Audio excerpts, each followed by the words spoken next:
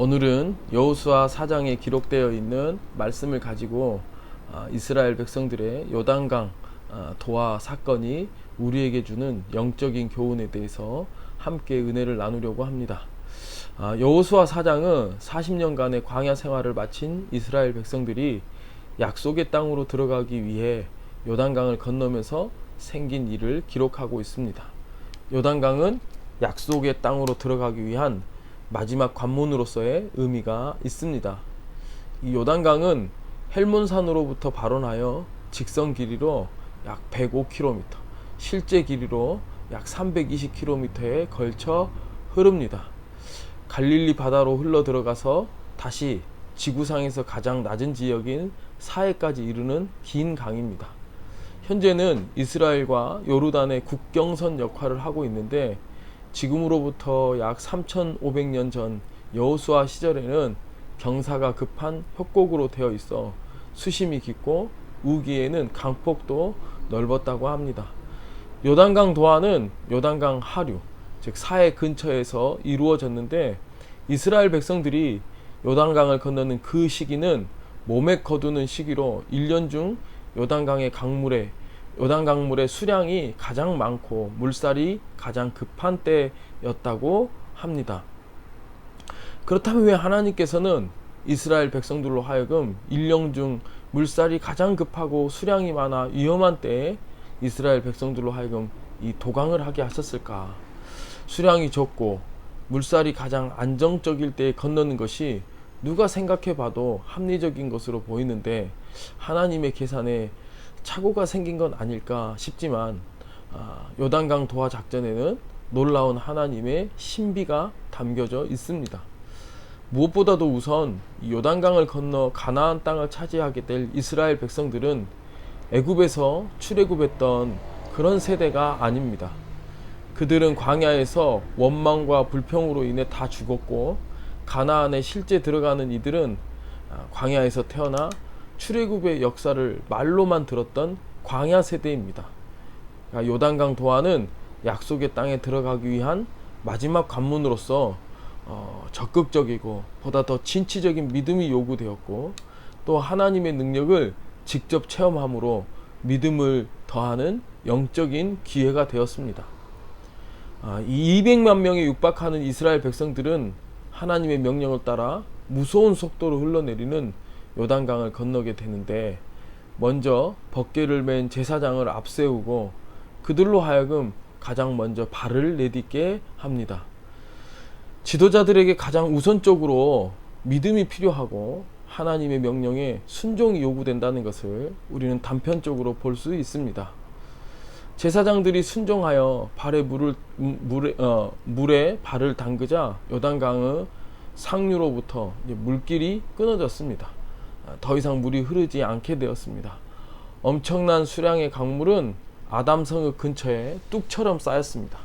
그리고 벗개를 맨 제사장들이 강 중간에 서 있는 동안에 백성들은 안전하게 요단강을 건너 길갈에 도착했습니다. 이 놀라운 모습은 마치 모세가 이스라엘 백성들과 함께 홍해를 건널 때의 장관과 같은 그런 인상을 줍니다. 아마 요단강을 건너는 이스라엘 백성들은 40년 전 자신의 조상들에게 들었던 그때의 사건과 그 하나님의 능력을 직접 체험하는 시간이 되었을 것입니다. 그리고 그때와 같은 믿음과 확신을 얻게 되었을 것이 분명합니다.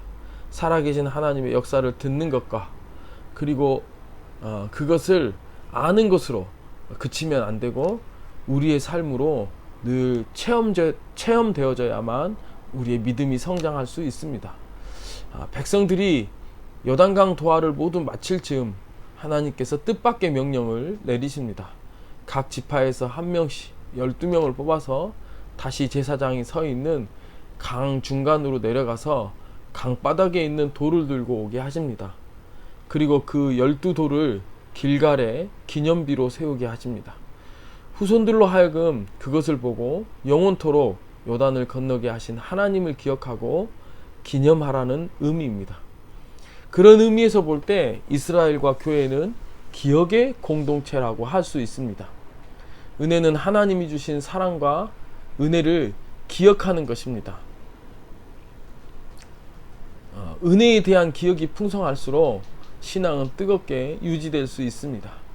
이스라엘 백성들에게 유월절과 같은 절기를 제정하신 것도 다 같은 맥락입니다. 자신이 주관적으로 체험하지 못했지만 서로 공유되는 간증을 통해서 시퍼렇게 살아계신 하나님을 생동감 있게 믿게 되는 것입니다. 과거의 기억으로부터 오는 생각의 힘은 새로운 일을 시작하는 원동력이 됩니다. 하나님은 기념물을 세워서 자신을 드러내는 데 혈안이 되신 분이 아니라 신앙의 공동체로 하여금 무궁한 하나님의 은혜를 기억하고 믿음을 더하게 하시고자 하는 그런 분입니다. 우리의 인생길 내내 만나게 되는 요단강과 같은 그런 장애를 돌파할 수 있는 믿음과 통찰력을 얻게 하시는 데 그 목적이 있습니다. 그런 의미에서 12돌에 담겨 있는 영적인 원리에 대해서 몇 가지로 함께 은혜를 나누려고 합니다. 첫째는 아침의 원리입니다. 여호수아 3장 1절 말씀 보면 여호수아가 아침에 일찍이 일어나서 그와 모든 이스라엘 자손들과 더불어 시딤에서 떠나 요단에 이르러 이렇게 기록하신 것과 같이 이스라엘 백성들이 요단을 건너기 위해 이른 아침에 준비했다는 것을 알 수 있습니다.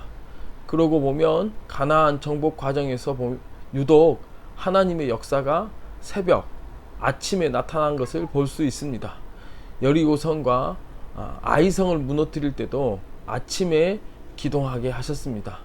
시편 143편 8절 말씀 보면 아침에 나로 주의 인자한 말씀을 듣게 하소서라는 말씀과 같이 새벽에 주로 하나님의 깊은 은혜가 있음을 우리가 알 수 있습니다.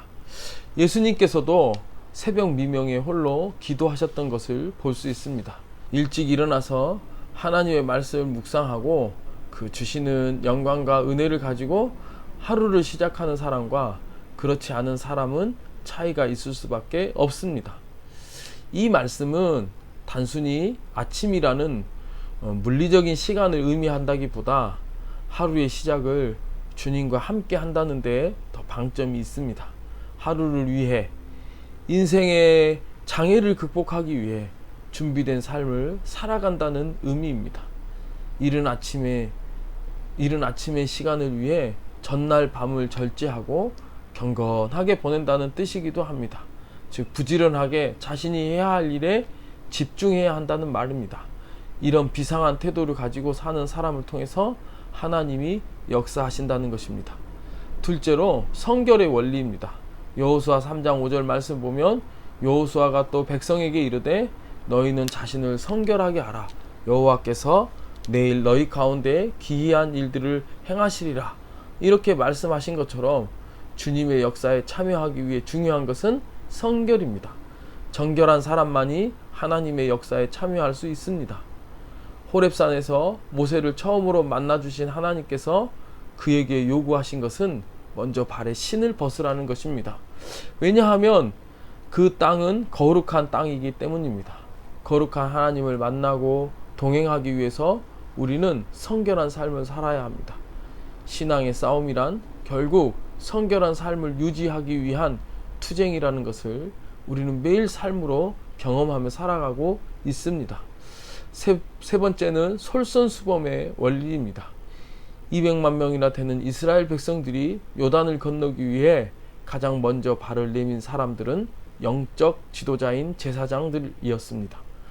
그들이 벗개를 메고 믿음으로 발을 내디딜 때 모든 것을 다 삼킬 기세로 흐르던 요단 강물이 멈춰섰습니다. 가장 먼저 들어간 지도자들은 맨 나중에야 나왔습니다. 지도자는 앞장서서 헌신해야 합니다. 말로 헌신을 요구하기만 하는 지도자는 실패할 수밖에 없습니다. 우리는 모든 일에 솔선수범함으로 세상 속에서 영향력을 나타내는 그리스도의 사람들로 살아가야 합니다. 넷째는 첫걸음의 원리입니다. 요단 강물이 끊어진 것은 이스라엘 백성들이 하나님의 약속을 믿고 믿음으로 강물에 발을 내디딜 때부터였습니다. 아주 단순하게 믿고 적극적으로 믿어야 역사를 경험할 수 있습니다. 믿음은 때로 무모함을 요구하기도 합니다. 우리가 모든 과정을 다 알고 시작하는 경우는 드뭅니다. 믿음으로 시작하면 하나님께서 인도하시고 역사하십니다. 우리의 생각으로는 안 될 것 같아도 하나님을 믿고 시작하면 하나님의 역사는 반드시 일어나게 되어 있습니다. 마지막 5번째는 말씀의 원리입니다. 요단강을 가를 때 제사장들이 메고 있었던 것은 증거궤였습니다. 그 안에는 하나님이 주신 십계명이 적혀져 있는 2 돌판이었습니다.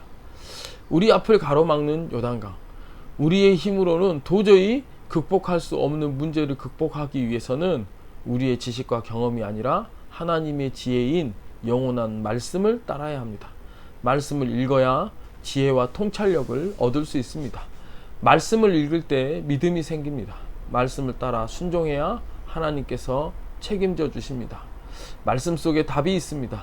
즉 성도는 늘 말씀을 읽고 묵상하고 삶에 적용하는 삶을 살아야 합니다. 우리의 신앙생활이 이렇게 하나님 중심, 성전 중심, 말씀 중심이 될 때 힘을 나타낼 수 있습니다. 길갈에 세워진 12돌을 보면 후손들이 하나님을 기억하게 된 것처럼 오늘 우리도 하나님의 말씀을 따라 신앙의 원리대로 살아감으로 우리 인생을 가로막는 요단을 건널 뿐만 아니라 모든 사람들로 하여금 하나님의 살아계심을 증거하는 거룩한 하나님의 백성들이 다 되시기를 주님의 이름으로 축원합니다. 기도하겠습니다. 사랑과 은혜가 충만하신 하나님, 은혜를 감사합니다. 광야 40년 길을 마치고 이제 약속의 땅을 들어가기 위해 요단강을 건너는 이스라엘 백성들의 모습을 보게 됩니다. 앞을 가로막고 있는 물살은 거세지만 하나님은 그보다 더 강하신 힘과 능력으로 그 모든 것을 이기고 극복하게 하신 줄로 믿습니다. 우리 앞을 가로막고 있는 수많은 인생의 장벽들, 하나님 아버지 주저하지 말고 믿음으로 우리도 건너게 하시고 매일 하나님과 동행함으로 더 크고 놀라운 일들을 이루게 하여 주옵소서. 우리 삶에 이루신 놀라운 하나님의 역사들을 통해서 시퍼렇게 살아계신 하나님을 열방에 증거할 수 있는, 그리고 영향력을 나타내는 하나님의 거룩한 종들이 다 되도록 우리를 축복해 주옵소서. 감사드리며 예수님 이름으로 기도드리옵나이다. 아멘.